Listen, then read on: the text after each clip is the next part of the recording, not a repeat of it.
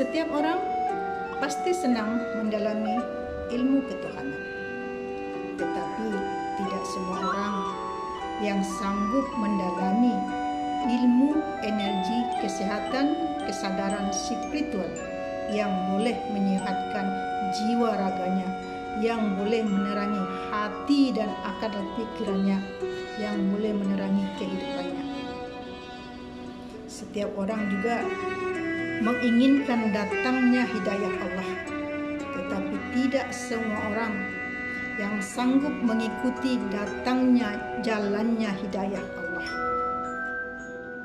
Kita tidak akan mungkin mampu mengenali Allah sebelum kita menyehatkan jiwa raga kita. Kita tidak akan mampu mengenali diri kita selagi kita belum mengenali kesyirikan, kemunafikan, pikiran ataupun perasaan kita. Kita tidak akan mampu mengenali itu tanpa proses kesadaran. Ilmu kesehatan apabila dipelajari secara mendalam akan menumbuhkan kesadaran jiwa kita, sehingga pikiran kita yang kotor, yang negatif, yang sempit akan meluas. Kesadaran inilah yang akan menerangi jiwa, lalu jiwa inilah yang akan menerangi pikiran, sehingga pikiran mampu berpikir lebih positif, lebih luas dan lebih jernih. Ketika penyakit-penyakit batin ini belum kita sembuhkan dengan proses energi kesehatan, secara otomatis hidup kita akan penuh dengan kemunafikan, kesyirikan. Kesyirikan pikiran kita inilah yang membuat hidup kita hancur, tidak tentram. Walaupun kita sudah rajin beramal, beribadah, berzikir, namun jiwa kita tidak tenang, selalu tidak merasa puas. Kenapa? Karena jiwa kita belum dikembalikan ke tempat asalnya.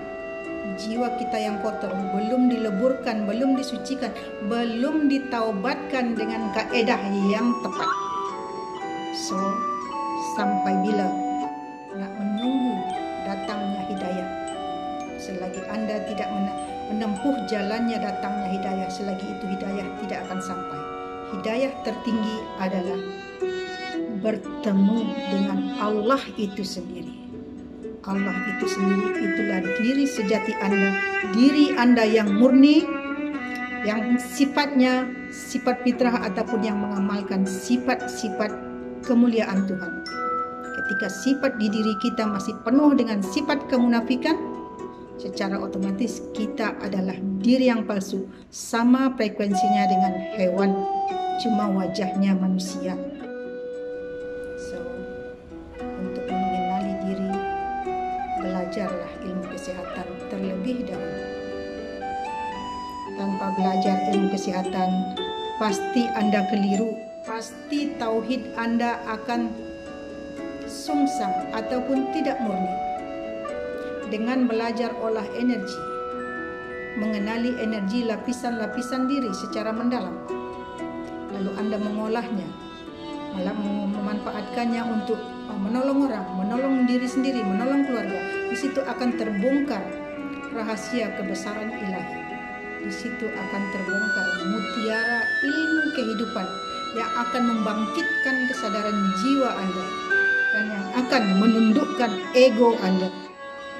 Disitulah timbulnya kepahaman yang lebih mendalam. Disitulah timbulnya kesadaran setelah mengenali kesilapan-kesilapan diri.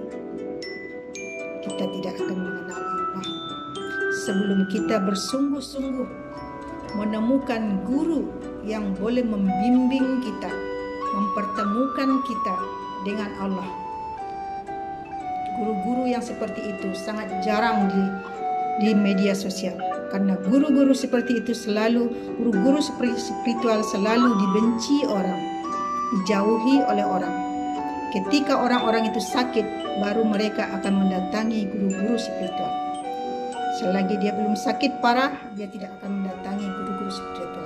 Dia akan mendatangi guru-guru yang akan menyesatkan hidupnya, karena itu baginya guru, tapi tidak pernah membawa dirinya tenang dan tentram. Untuk itu, Mari kita berpikir, sampai bila kita hidup dalam kebingungan? Adakah kita menunggu dan menunggu sampai akhir hayat kita datang hidayah? Atau kita bertindak saat ini? Keputusan Anda di tangan Anda. Anda sendirilah yang akan merubah kehidupan Anda.